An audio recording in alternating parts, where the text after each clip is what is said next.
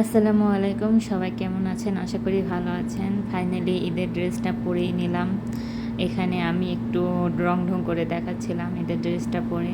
এই যে আমার হাসব্যান্ড এই ড্রেসটা আমাকে বানিয়ে এনে দিয়েছে। একটু ঈদের কয়দিন লেগে গেছে, যেহেতু ট্রেলারের কাছে অনেক এই সময় একটু মানুষ বেশি থাকে। তো একটু ঢিলেঢালাই জামা বানানো হয়েছে। আর এটা অনেক একটা সুন্দর একটা কিউট কালার পিঙ্ক। সো সেই কি আর রং করে বারবার নিজেকে দেখতেছিলাম কেমন লাগতেছে, আর ভিডিও করলাম। সো দেখেন, ড্রেসটা পরার সাথে সাথে আমার ছেলে কি করেছে, আমার নাক ফাটিয়ে দিয়েছে। এখানে দেখেন, সত্যি কথা খুবই খারাপ লাগতেছিল। নাকটা দিয়ে অনেক রক্ত বের হয়েছে। ওর ফিটার ছিল যেটা আমার কোলে বসা ছিল, তখন ও আমার নাকটার মধ্যে ফিটারটা মারে। আর তার ফলে কি হয়, আমার নাকটা মানে এটা এরকম হয়ে যায়। যদি আপনাদের কাছে কোনো রেমেডি থাকে তাহলে অবশ্যই জানাবেন। আর দেখেন, আমার নতুন ড্রেসটার মধ্যে রক্ত লেগে গেছে। আর এখানে দেখেন, আজকে খিচুড়ি রান্না করেছিলাম আমার হাজব্যান্ডের জন্য। একটু নরম নরম খিচুড়ি রান্না করেছিলাম।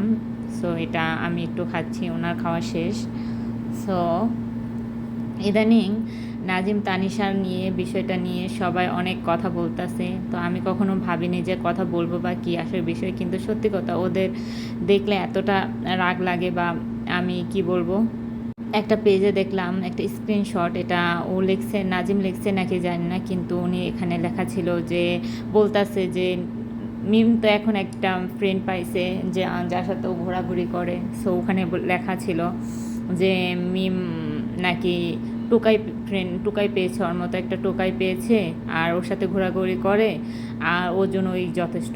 সো আমি ভাবলাম যে একটা ছেলে মানুষ কতটা খারাপ হলে এরকম একটা মেয়ের সাথে এরকম প্রতারণা করতে পারে। প্রতারণা করার পরেও নির্লজ্জর মতো কিভাবে এখানে সবার সামনে এসে তারপরে এই কথাগুলো বলে, বা কত কথাবার্তা হয়ে গেল, কিন্তু ওরা কিন্তু ওদের ভুল এখনও স্বীকার করলো না। যাক, আলহামদুলিল্লাহ, মিম কিন্তু এখন অনেক আগায় আছে। দেখেন, এত সুন্দর লাগে, মাশাআল্লাহ, একেবারে পুতুলটার মতো লাগে ওকে দেখতে। দোয়া করি ও যেন আরও আগায় যাক। আর ও মেয়েটা দেখতে সত্যি অনেক অনেক মনে হয় যে একদম কিছু বুঝে না, বাচ্চা বাচ্চা বাচ্চা লাগে, বা অনেক নর্মভদ্রই লাগে। কিন্তু এদিকে তানিশাকে দেখলে এত চালাক মনে হয়। আপনাদের জীবনে এরকম অনেক মেয়েই থাকবে যারা তানিশার মতো হবে, আপনার জীবনে আসবে, আপনার এত বড় ক্ষতি করবে, কিন্তু কখনো স্বীকার করবে না। আমার জীবনে এরকম একটা ঘটনা আছে, যেটা ইনশাআল্লাহ কোনো দিন শেয়ার করব, যে আমার সাথে হয়েছিল। সত্যি এসব মেয়েদের জন্য এত খারাপ লাগে।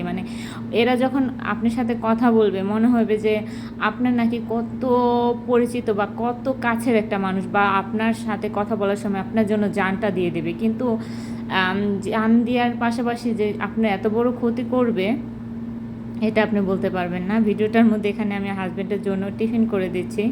ওনার দোকানে উনি দুপুরে নিয়ে যেয়ে এটা খাবে, খিচুড়িটা। সো কী বলতেছিলাম, যাক, আর কি বলবো। এই যে নাজিমের পেজটা যে উধাও হয়ে গেল, আলহামদুলিল্লাহ, যে উধাও করেছে তার কাছে অনেক শুক্রিয়া বলতে গেলে একরকমভাবে। আর আমি শুনলাম মিম বলতেছিল হাইকোর্টে নিয়ে যাবে, হাইকোর্ট করবে, বা এটা এইসব ওসব। ও মেয়েটা যে এত মিথ্যা কথা বলতে পারে, ওর ওর চোখে একটা শরম বলতে কিছু নাই। সত্যি কথা, আমি দেখছি তো। এসব পদের মেয়েরা মুখ কথা বললেই মনে হয় কি যে ওর আমার মুখটা নষ্ট করে ফেললাম, এরকম একটা কিছু। যাক, আমাদের জীবনে কিন্তু এরকম অহরহ ঘটনা ঘটে থাকে।